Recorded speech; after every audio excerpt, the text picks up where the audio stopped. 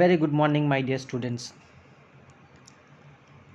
In this presentation, we shall try and understand in brief what is meant by economic policy.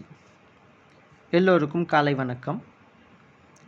இந்த ப்ரெசன்டேஷனில் economic பாலிசினா என்ன அப்படின்னு புரிஞ்சுக்கிறதுக்கு முயற்சி பண்ணுவோம் சுருக்கமாக. My dear students, you keep in mind that you have a small area called economic policy in your syllabus.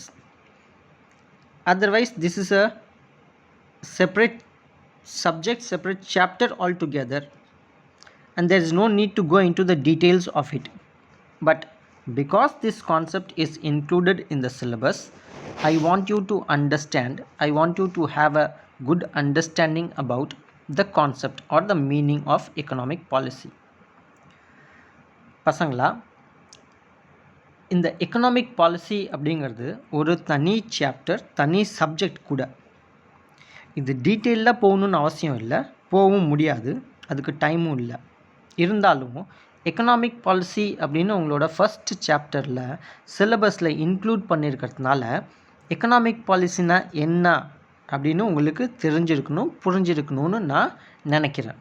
அதனால economic பாலிசினா என்ன அப்படின்னு நமக்கு ஐடியா இல்லாமல் ப்ரொசீட் பண்ண வேண்டாம்.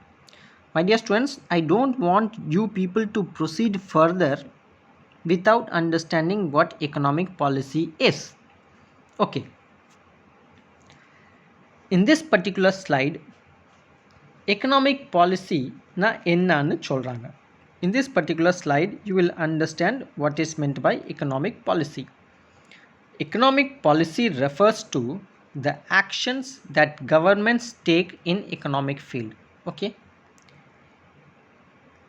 Social policy, we have seen any plan or action initiated by the government, that is social policy. So economic policy means any plan or action initiated or taken by the government with regard to economic field or in the field of economics.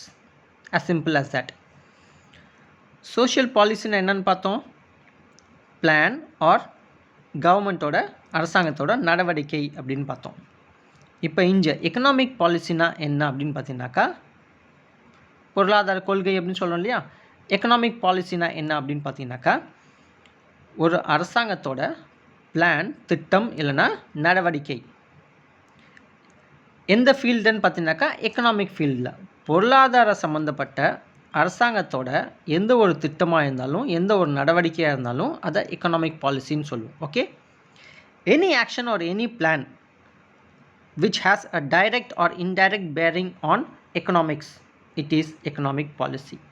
அரசாங்கத்தோட எந்த ஒரு திட்டம், எந்த ஒரு நடவடிக்கையினால் நேரடியாகவோ மறைமுகமாகவோ அது பொருளாதாரத்தை குறிக்குது, பொருளாதார சம்மந்தப்பட்ட இருக்குது அப்படின்னாக்கா அது எக்கனாமிக் பாலிசின்னு தாராளமாக சொல்லலாம். there's nothing wrong in it.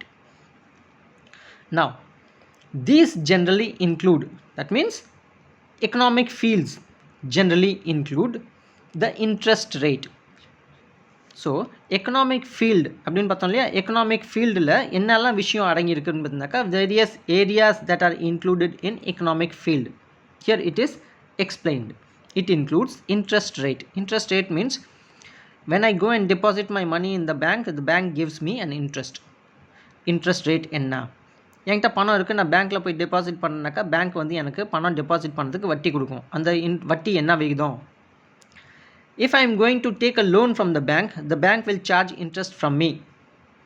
பேங்க்கில் போயிட்டு நான் லோன் எடுத்தாக்கா எனக்கு பேங்க் லோன் கொடுக்குது இல்லையா, அதுக்கு நான் வட்டி கட்டணும். அந்த வட்டி விகிதம் எவ்வளோ, right. Interest rate has to be determined. If it is determined, it is economic policy. And money supply. Money supply means government does not give money to every individuals in hand. Okay. Now there is direct money transfer, that is a different story altogether. Money supply means money indirectly, it is giving money in the hands of people, not by simply giving cash in the hand, but government will incur expenditure in various infrastructures. For example, government will build buildings, government will lay roads, government will spend money in other infrastructure activities. By means of incurring expenditure in these activities, laborers are going to be employed and they will get their wage. So in this way, supply of money can be increased. இப்போ supply of money or மணி சப்ளைனாக்கா அரசாங்கம் எல்லார் கைக்கும் பணத்தை கொடுக்கறது அப்படிங்கிறது கிடையாது. மணி சப்ளைனா என்ன அப்படின்னு பார்த்தீங்கன்னாக்கா, அரசாங்கம் நிறையா பணம் செலவு செய்வாங்க. எப்படின்னு பார்த்தீங்கன்னாக்கா, ரோடு போடுவாங்க, குளம் வெட்டுவாங்க, நிறையா பில்டிங்ஸ் கட்டுவாங்க. இந்த மாதிரியான செயல்பாட்டில் நிறையா பேருக்கு வேலை வாய்ப்பு கிடைக்கும். வேலை வாய்ப்பு கிடைக்கிறதுனால அவங்களுக்கு கையில் ஊதியம் அப்படிங்கிற ஒரு சம்பளம் அப்படிங்கிற பணம் வந்து சேரும். அப்போ பணத்தோட சப்ளை, தட் இஸ் அளிப்பு அதிகமாக இருக்கும். Next, tax and government spending. Tax means income tax, professional tax, commercial tax, all these are included in economic field. All these are part and parcel of economic field. Tax na vari, tolil vari, import tax, export duty, sunga vari, business பண்ணா business tax, இதெல்லாம் கட்டுறோம் இல்லையா, இது எல்லாமே வந்து economic ஃபீல்டில் ஒரு விஷயம். And government spending spends various in various projects. அரசாங்கத்தோட செலவு, various different types of expenditures. Tariff அப்படின்னு நம்ம சொல்கிறோம். Tariff is duty on import and export. When you import certain product or commodity goods from foreign country, you have to pay import duty. When you export your product to other country, you will have to pay export duty to the government. இப்போ tariff அப்படின்னாக்கா சுங்கவரின்னு சொல்கிறோம் இல்லையா. உங்களோட பொருள் நீங்கள் வெளிநாட்டுக்கு ஏற்றுமதி செய்கிறீங்கனாக்கா ஏற்றுமதி செய்யக்குள்ளே நீங்கள் வரி கட்டணும். இப்போ வெளிநாட்டிலேருந்து ப்ராடக்ட் நீங்கள் வாங்குறீங்க, குட்ஸ் வாங்குறீங்க அப்படின்னாக்கா இறக்குமதி செய்கிறீங்க. இறக்குமதி செய்கிறதுக்கு நீங்கள் சுங்கவரி கட்டணும். அதுதான் டேரிஃப் அப்படின்னு நம்ம சொல்கிறோம். எக்ஸ்சேஞ்ச் ரேட் அப்படின்னு பார்த்தீங்கன்னாக்கா, Indian rupee has its own value, but when you buy a product from America, you have to pay them in dollars. Okay, நீங்கள் இந்தியன் ருப்பிக்கு இந்தியாவோட பணத்துக்கு ஒரு மதிப்பு இருக்குது. It is fixed. Okay, sorry, it is not fixed, it keeps changing, right? Okay, நீங்கள் அமெரிக்காலேருந்து ஒரு product நீங்கள் பொருள் வாங்குறீங்க அப்படின்னாக்கா அந்த பொருளுக்கு நீங்கள் டாலரில் தான் பணம் கொடுக்கணும். For example, $1 is equal to இன்னைக்கு 1:49 it keeps changing, every second it keeps changing. டாலருக்கும் இந்தியாவோட பணத்துக்கும் மதிப்பு எவ்வளோன்னு பார்த்தீங்கன்னாக்கா ஒரு செகண்டுக்கும் மாறிக்கிட்டே இருக்கும். The value of Indian currency for each dollar, every day, every minute, every hour, it keeps changing. Just for the sake of understanding, you know that இன்னைக்கு today the value of $1, one American dollar, is 74.85 paisa at 1:49 PM. 1:49 இன்னைக்கு ஒரு டாலரோட விலை, டாலரோட மதிப்பு என்னன்னு பார்த்தீங்கன்னாக்கா 74.85 paisa. So this keeps changing. Exchange rate, இதுதான் exchange rate. Then labour market regulations.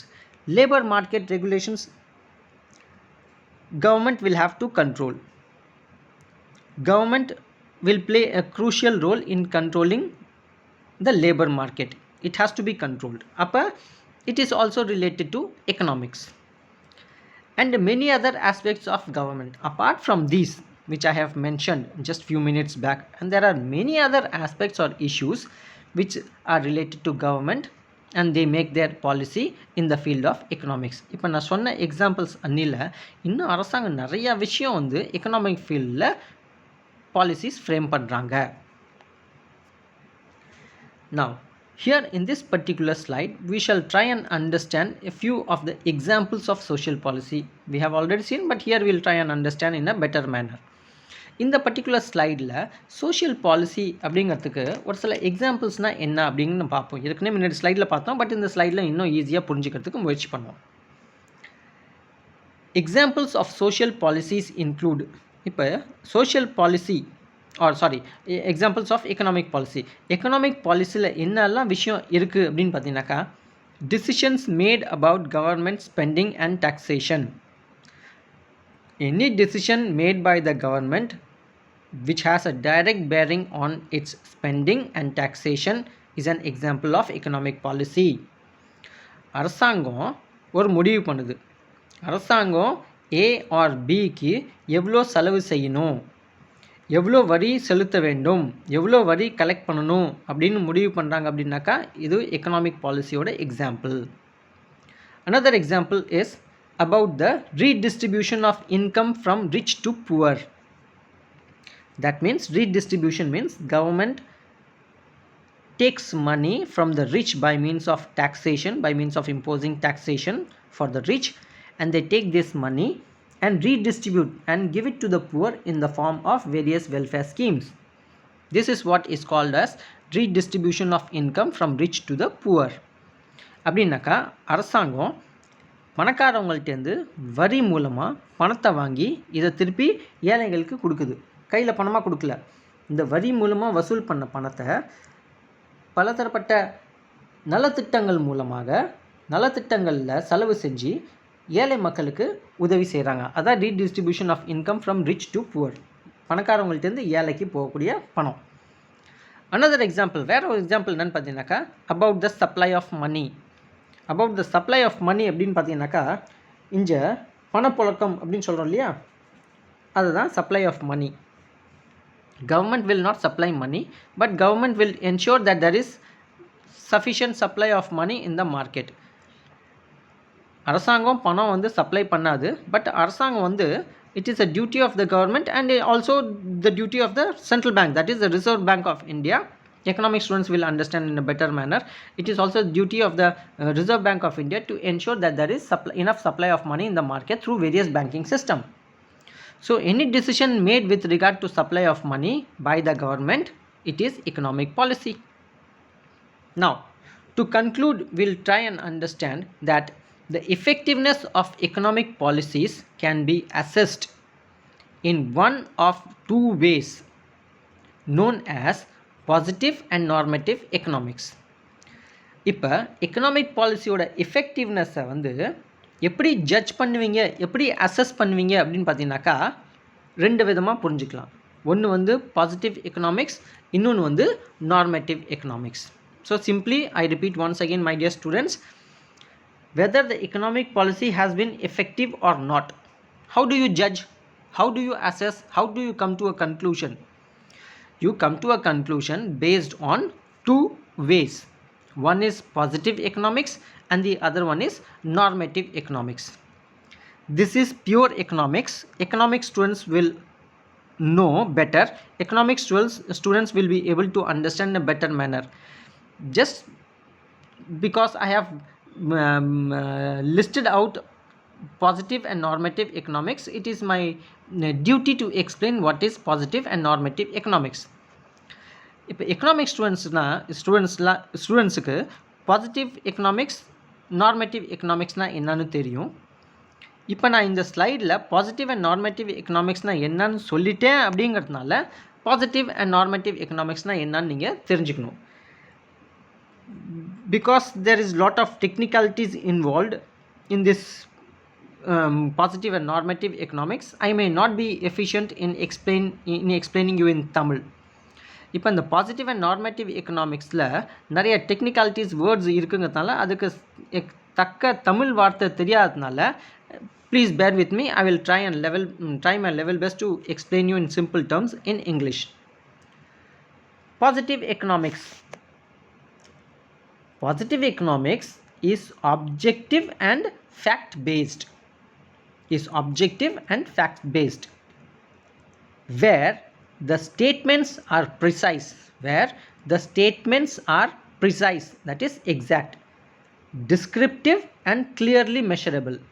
Any statement that you make is exact, perfect, descriptive or described, and clearly measurable, and it should have the ability to be measured. Say for example, positive எக்கனாமிக்ஸ்க்கு ஒரு எக்ஸாம்பிளுக்கு நான் ஒரு statement ஒன்று கொடுக்குறேன். I'll give you a statement so that it will act as an example for positive economics. The statement goes like this. அந்த statement என்னன்னு பார்த்தீங்கன்னாக்கா பாசிட்டிவ் எக்கனாமிக்ஸ்க்கு எக்ஸாம்பிள் சொல்கிறேன். Say for example, government provided health care increases public expenditure. Government provided health care increases public expenditure. Okay, this statement is fact based and has no value judgment attached to it. Okay, that's it. Now, what do you mean by normative economics? Normative economics is a perspective on economics that reflects judgment towards economic development or investment projects.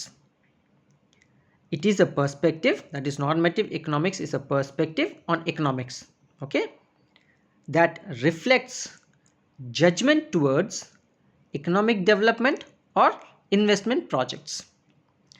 That's all, my dear students. I hope I have helped you understanding the meaning of economic policy. Thank you.